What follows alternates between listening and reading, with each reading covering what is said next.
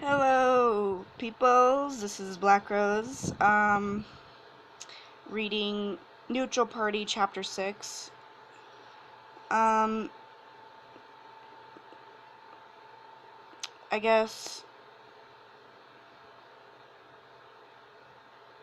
Okay. They changed their. The author changed their name on the website. They are now called You're Not My Problem. So yeah, Neutral Party is now authored by You're Not My Problem. Uh, yeah.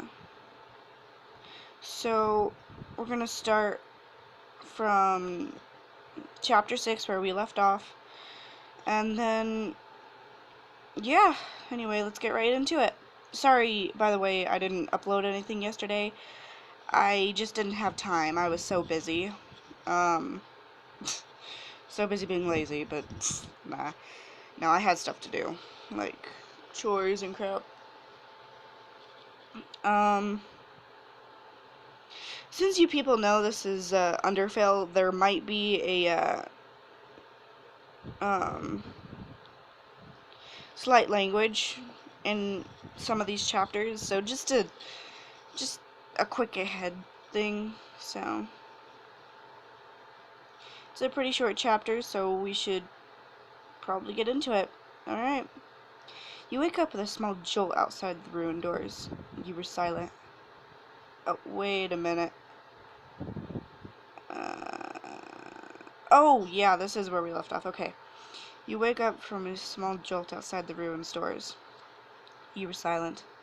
The skeleton wanted to kill you. In fact, you knew there was nothing more in his mind than that. The malice he held in his eyes shook you, but behind the malice there was hurt. You wondered why. Thought he was asking you what was wrong, but you didn't answer. But you didn't answer them. Something about the look in the skeleton's eye sockets made you choke on your words. Maybe he lost someone? Maybe he just hated humans. It didn't matter. You didn't need to go around and analyze everyone's feelings or thoughts. Everyone was better off without you nosing in their business anyway. You walked the same way you did before, with the flower clutched to your chest, your body screaming for warmth. The same thing happens again. This time you did not take the skeleton's hand. He smiles, tells you his name is Sans, mutters something under his breath about you being similar to someone, and then leads you through the gate.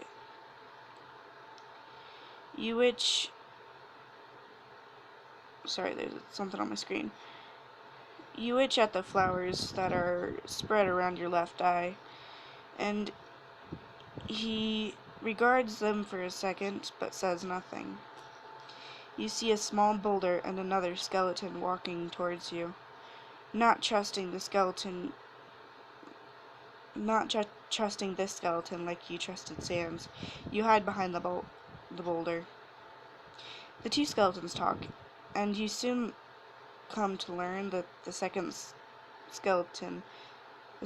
taller skeleton is named Papyrus.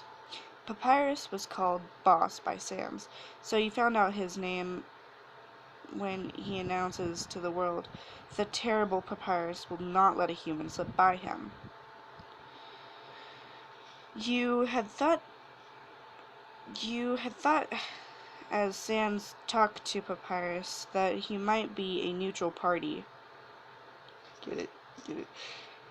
After all, he didn't mention anything to his boss about where you were, or that he even saw a human. Maybe even though he killed you, he might let you go?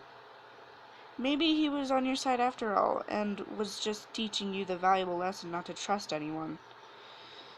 You hoped that your optimism rang through, but your pessimism was soon infected it. He could have just told you not to trust anyone. You saw the malice, the hurt. He wanted to do that to you, and you knew it. You told yourself to shut up as you walked out from behind the rock. The other skeleton now gone, you didn't even look at Sans as you began walking down the way Papyrus left. Immediately he was beside you, grabbing your arm roughly. Hey, sweetheart, don't I get a goodbye? You don't struggle away from him, nor do you say anything. Instead, you brace yourself for another painful death. It doesn't come. Why do you look like... Sorry, it's hard to do his voice. Why do you look like you're waiting for me to hit you? Well, that's kind of dark. Then again, this is Underfell.